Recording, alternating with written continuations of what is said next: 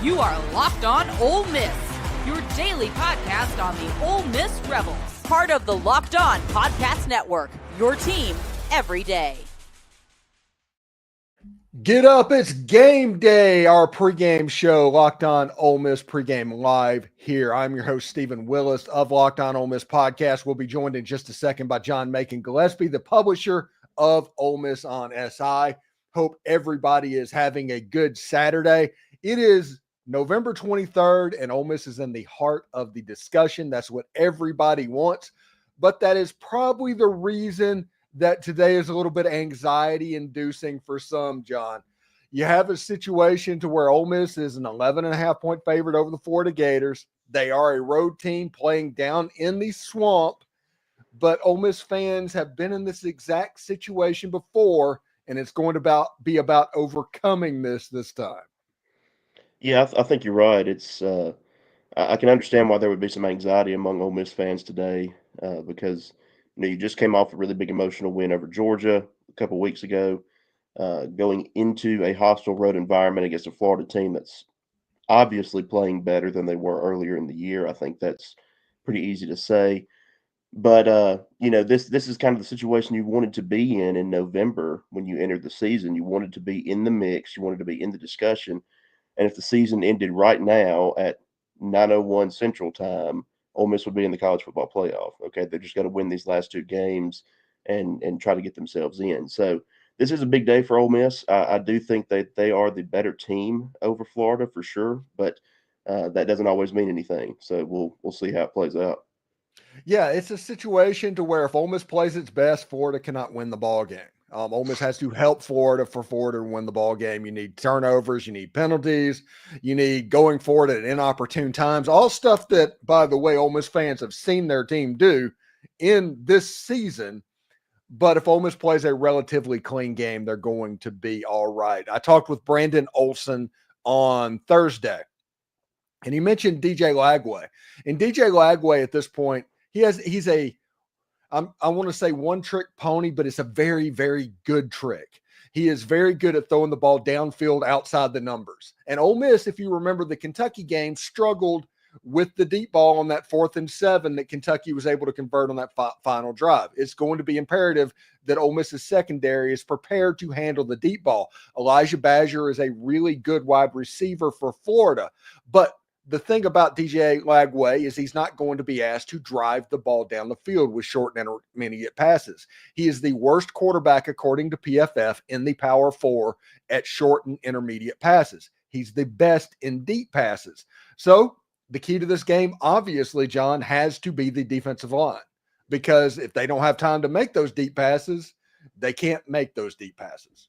That's absolutely right. I fully agree with that. I think that and Lagway has obviously struggled with an injury a few weeks ago, and he missed a little bit of time after that. But the defensive line being able to get to DJ Lagway today, and I feel like that's been a key for the last few weeks too. I mean, the defensive line being able to get pressure on the quarterback like they've been able to do so well all season long, I think is huge today. Because if you don't give him time to let those deep routes develop down the field where he can be so dangerous, that's obviously going to help out your secondary. The secondary needs to be locked in too on those plays, but if you're able to get to the quarterback and not let those deep routes develop, that's going to be huge in slowing down a very talented, albeit young, DJ Lagway today. Yeah, and it will be important also with that defensive line that this is a very on-point, locked-in game for Tre Washington and John Saunders. Those two safeties are going to have a lot of work to do, because Billy Napier gets a lot of grief about his offensive scheme, but what he is pretty good is scheming up spurting deep balls from time to time and hit.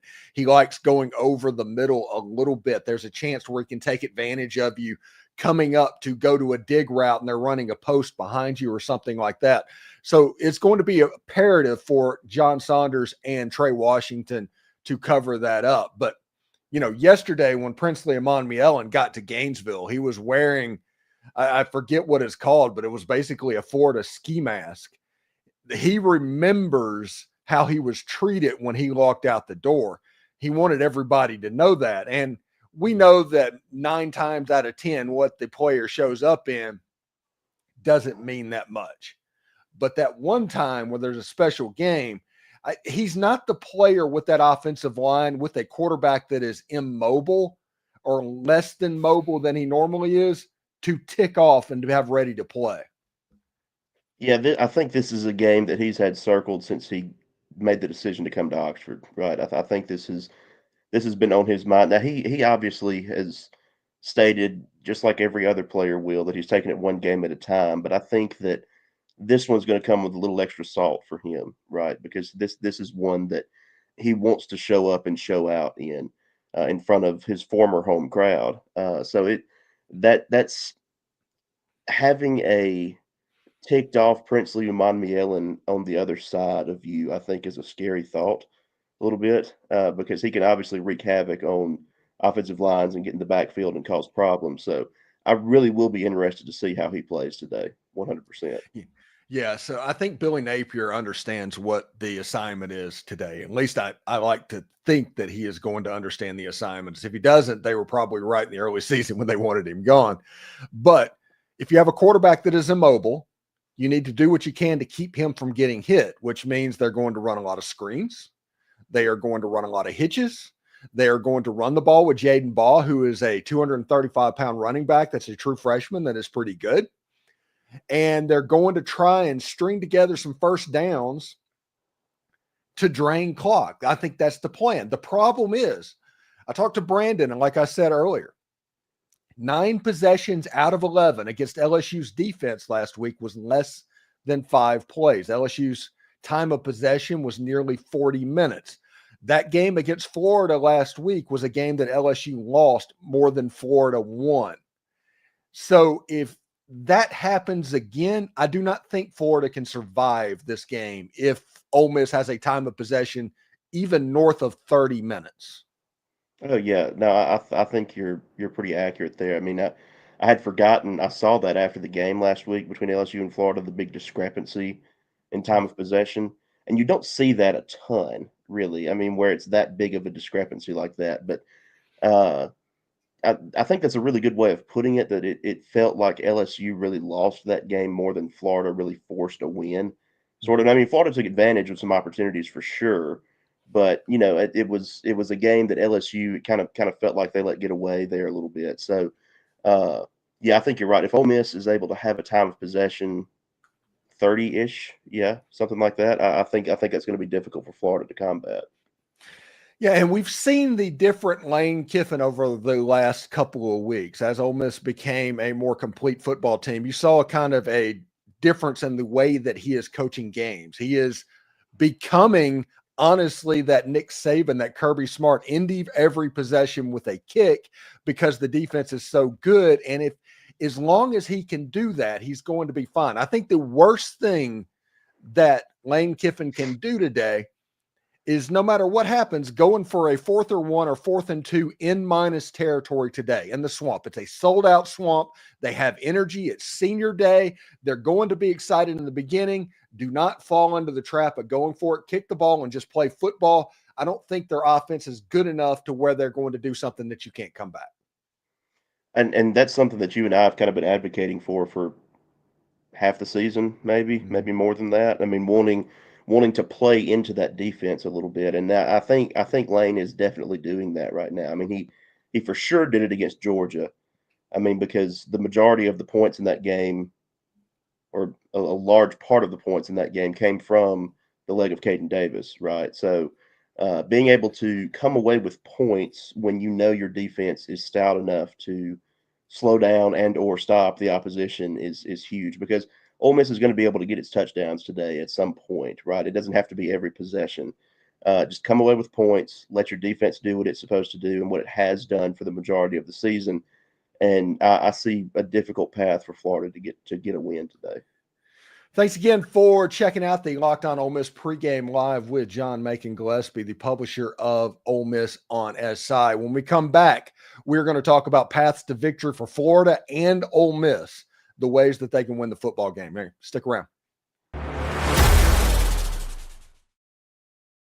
All right, folks, it's time to level up your football season with Prize Picks. It's the ultimate way to add some real excitement to your game day. Whether you're a stats guru or just love the thrill of daily fantasy, Prize Picks makes it simple and fun to turn your sports knowledge into real cash prizes. Here's what sets them apart.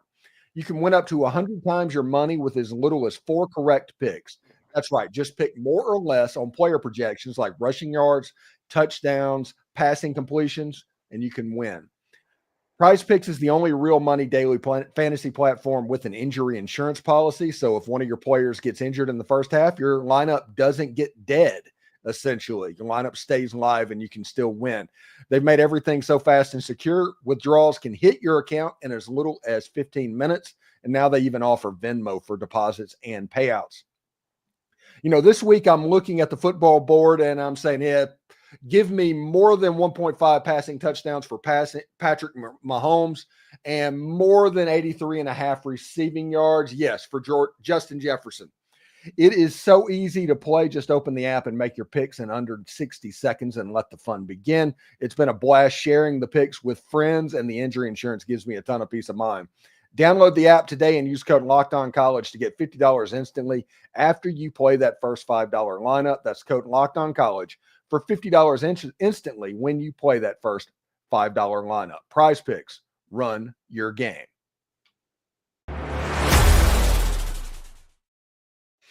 All right, John, paths to victory in this game. I think for Ole Miss has the better football team in this game. I think Florida has a very young, very talented football team, and DJ Lagway is going to be absolutely hell to deal with in 2025 and 2026. So, but you get him in 2024. You get the true freshman DJ Lagway in 2024.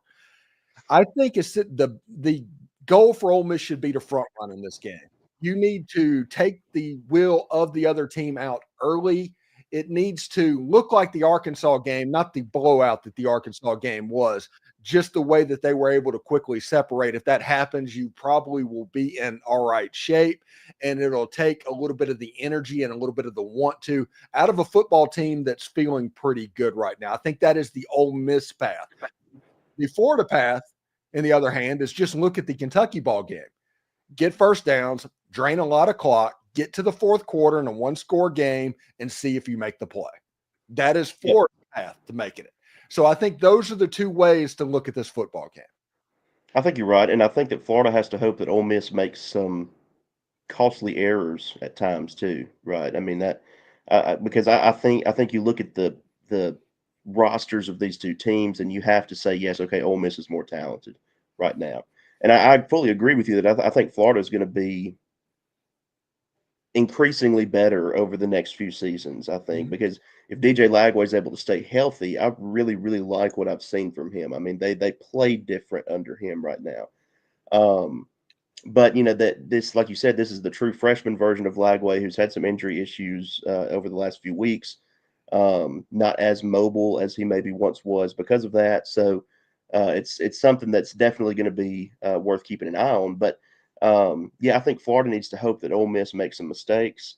But if Ole Miss is able to do in this game kind of what it did against South Carolina and Arkansas, I know those were two very different scores, but it kind of felt like Ole Miss was in control of those games relatively early and was not able to give it back over to the home team. They were able to handle the hostile environment in those earlier kickoff games as well. I think that's going to be big today. I think that's kind of the way that Ole Miss needs to mirror its approach today against Florida, as far as getting the crowd out of it a little early, because that South Carolina crowd was kind of a buzzsaw there at the beginning of the game a little bit, and Ole Miss was able to temper that down. So that's going to be important today. Yeah, and it's really interesting. If you look at Florida this season, they've had an unreal schedule. The only team that has beaten the Florida Gators this season have been top 15 teams. The downside for Florida is they're playing another top 15 teams. They have played Cam Ward. They have played Quinn Ewers. They have played Carson Beck at quarterback already this season, and they've given up 30 points to each and every one of them. And Quinn Ewers and Cam Ward just absolutely took them apart. Florida's secondary has not been particularly good, although against LSU, they were able to kind of clamp down on Kyron Lacey, but the weapons that Ole Miss has, it's going to make that a little bit more problematic. I honestly, every time I look at this game, I'm like, okay, it is more likely that the game looks like South Carolina than it looks like Kentucky. I think this is a bad matchup for the Florida Gators, if we're going to be honest. That's how I feel too. And I honestly, this may be kind of a dumb moment, but I think if Ole Miss and Kentucky were to replay that game even a week after it happened, I think that has a different result than it wound up having. Not to kind of try to rewrite history or anything, because that loss did happen, but I think that this Ole Miss team is playing differently than it was to open SEC play, and it's also healthier now than it has been all season. I mean, you're talking about weapons. Excuse me, Tre Harris being back today, I think can be really big as long as they don't try to strictly run the offense through him. I think the offense needs to look like what it's looked like the past few weeks, but Harris being involved again is going to be pretty problematic, I think, for, like you said, a Florida secondary that has struggled at times this season. And if you want to look at the availability report today, Tre Harris is not on it, and he is going to play. I think Pete Thamel even said on game day that he was going to play as well. Logan Diggs, on the other hand, is listed as out. He was questionable earlier in the week. I think that's just just them being overly cautious with Logan Diggs. I think there's a chance he's back for Mississippi State a little in some capacity. Not necessarily, he's not going to be getting 20 carries a game. And then you have like a month almost, if you make it into the playoffs, to where Logan Diggs can be honestly about full going in by the time December 20th rolled around. And Rashad Amos is listed as out. The other backup running back, he is out. When I said Amos, I was like, Diggs and Amos is out. And I just didn't even think about it on Twitter. And it was like, everybody's like, Tre Amos is out. I was like, oh, no. I didn't say that at all. And I was like, oh, yeah, I get it. Okay. It's weird having the running back version of Amos, yeah. Right? Yeah. It's like, there's more than one Amos on the team. I do apologize for that. But there's a lot going in Ole Miss's favor. Now, the one thing that we're going to touch on this just a little bit is the history of games like this that Ole Miss have had. The 4th and 25 that happened, the Lou Groza Award missing 2 field goals against the LSU Tigers. In recent history, when Ole Miss has knocked on this door that they're going to be knocking on today, it has not had a good result. The difference, I think, in this situation, Hugh Freeze loses games like that. That wasn't Ole Miss losing that. We've seen Hugh Freeze at Auburn, and you saw the exact same thing that Ole Miss fans went through whenever he was in Oxford.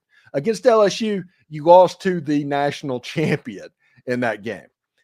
Here, you're playing a true freshman quarterback, although very talented, a true freshman quarterback on a 5-5 team. And it might be on the road, which is probably good, because I'm going to explain to everybody. If it got down to in the late third quarter, the early fourth quarter, and it was 14-14 in that game, that stadium, if it was played in Vaught-Hemingway Stadium, I guarantee you it would feel like the Tennessee Tech baseball series. That place would be so tight, and the players feed off that. So this game being in the swamp is probably a good thing. Yeah, I can see that, and I mean, you're right. It would be like tighter than a drum if it was like that. Now, I don't think that's necessarily how the game is going to play out. You and I kind of have the same score prediction for this game. I don't see it being that way late. It could be, but I just don't see that happening. But yeah, I mean, I think it can be advantageous to have this one on the road a little bit, especially after such an emotional win 2 weeks ago against Georgia. And that's why I think the bye week was at such a perfect time for Ole Miss, because not only did it get healthier, much healthier than it was going into that Georgia game, but it also gave you a week to reset after one of the biggest wins in program history, if this team is able to go on and do what it's poised to potentially do. Okay, after a field storming game, after you take down what has been the Goliath of college football for the last few seasons, I think you needed some time to reset and not come out flat the next week. And I think that's why the bye week was so advantageous for Ole Miss. Yeah, it should be really interesting. Like I said, and this is a game, and the problem is, if we are doing the instant overreaction after the ball game and we are unbelievably down and Ole Miss lost this game, it's Ole Miss's fault. It's nothing but Ole Miss, because everything is at Ole Miss's fingertips. And I've been saying this all week. I expect this team to look more like 2008 than 2003 than 2015. I expect this team to kind of continue ramping up what's going on. If you want to look at that 2008 season, Ole Miss went down to LSU.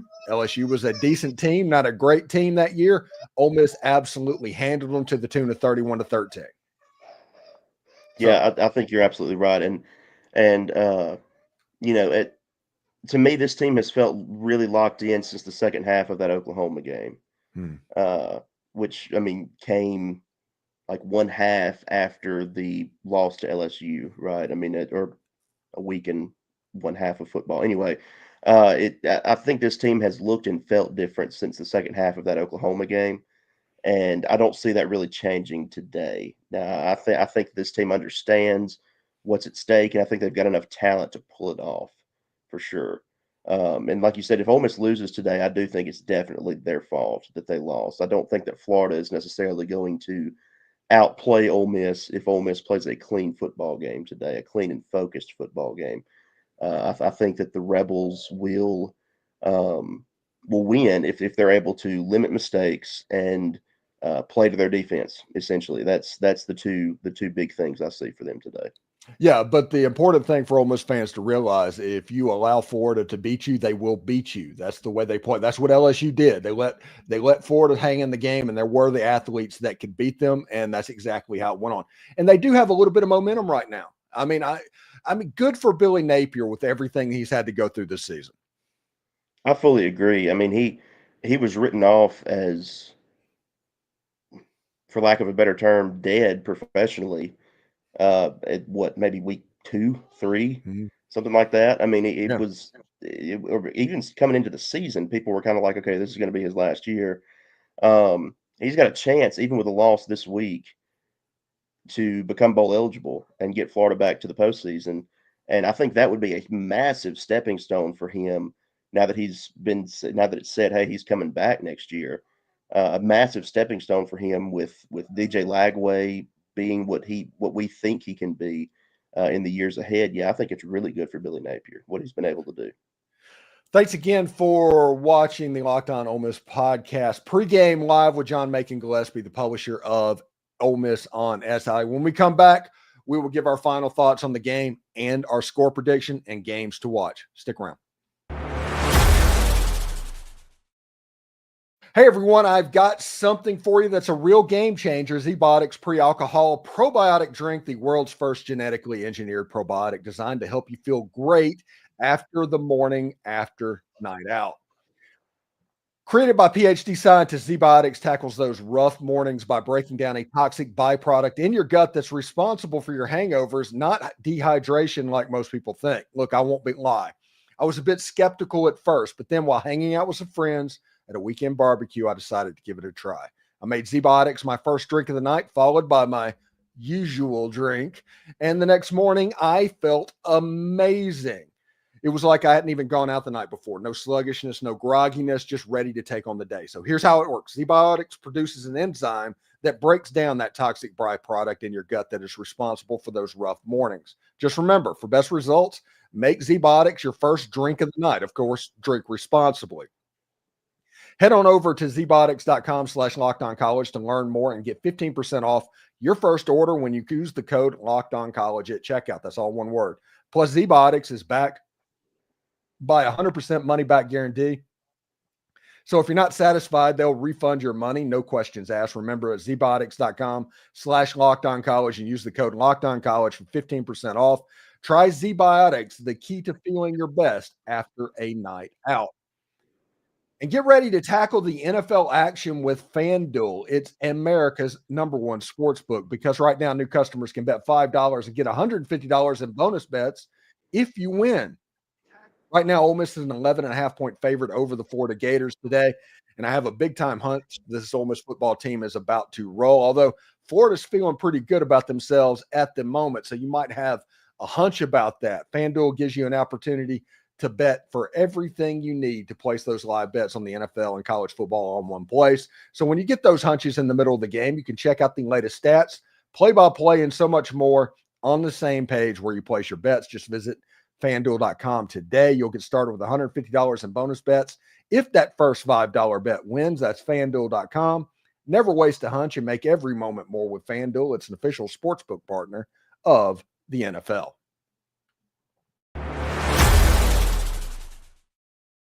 All right, John. In this game right here, we're looking at it. I think we have pretty much the exact same prediction for this game. I think we're going to go about getting there two different directions, but I think we're going to have the same score. I'm looking at Ole Miss winning 31-17 over the Florida Gators. And the way that I think that happens is it's a 31-10 game with a late score from the Florida Gators. Yeah, I see it being maybe 24-17, maybe 28-17, Ole Miss kicking a late field goal, something like that. When you put out in your insider group yesterday your final score prediction, I pretty much immediately texted you because I had our final score predictions piece in the chamber ready to go up, and I was like, hey, we have the exact same score prediction for this thing. Like, this is exactly how I feel like it's going to go. I think that Ole Miss will be largely in control of this game for the most part. I mean, once you get past the early crowd aspect of things and stuff that comes with a road game in the swamp, regardless of kickoff time, I think that Ole Miss is going to out-talent Florida today. I think that Ole Miss is going to play a relatively clean game for the most part, and I think they're just playing at a really high level right now. They figured out that, as crazy as it sounds, for a Lane Kiffin coach team, that the defense is the strength of this team, and that they are going to lean into that. And I think they'll be able to get to DJ Lagway enough today to disrupt some of those deep passes that he can be so dangerous with. And yeah, I think that Ole Miss is going to be able to kind of control the rhythm of the game and come away with a decently convincing win today. Hurston Williams asked the questions like, what do you think the biggest stat comparison will be from the game, and what's the biggest factor to winning the game? Well, I think it kind of comes back down to Ole Miss's defensive line a little bit, right? And that they lead the country in sacks and quarterback pressures against a true freshman quarterback today that can be dangerous. But I think if you're able to disrupt him, I think that's going to throw off a lot for Florida today. I think a lot of games for Ole Miss, however many they're going to have left, is going to come down to that defensive line and what they've been able to do to opposing backfields this season. So, John, what do you got going on at Ole Miss on SI in today's game coverage? Live update story that'll be going up in 30-ish minutes probably. We usually try to get up about an hour before kickoff, do some pregame stuff in that. Then we will have in-game breaking news if anything like that happens. I'll be handling that today. I'll be handling some tweets at John Macon Gillespie on X, formerly known as Twitter. Jaxson Harris will give us kind of a halftime recap, what happened in the first half. I'll be handling game recap duties, and then we'll be having a slew of post-game content throughout the rest of the night, potentially into tomorrow as well. Yeah, it should be a lot of fun. The media loves an early kickoff, man. We love to have an early kickoff and be able to sit back and get the bulk of our work done earlier in the day, and then be able to really enjoy the rest of the college football slate, because there's always something interesting going on the rest of the Saturday. Yeah, and of course, about 45 minutes after the final whistle in the ball game, you can tune into the Locked On Ole Miss YouTube channel and check out the instant overreaction, to where we'll either be unbelievably elated and get ready for the Egg Bowl, or unbelievably deflated and get looking ahead to the Egg Bowl as well.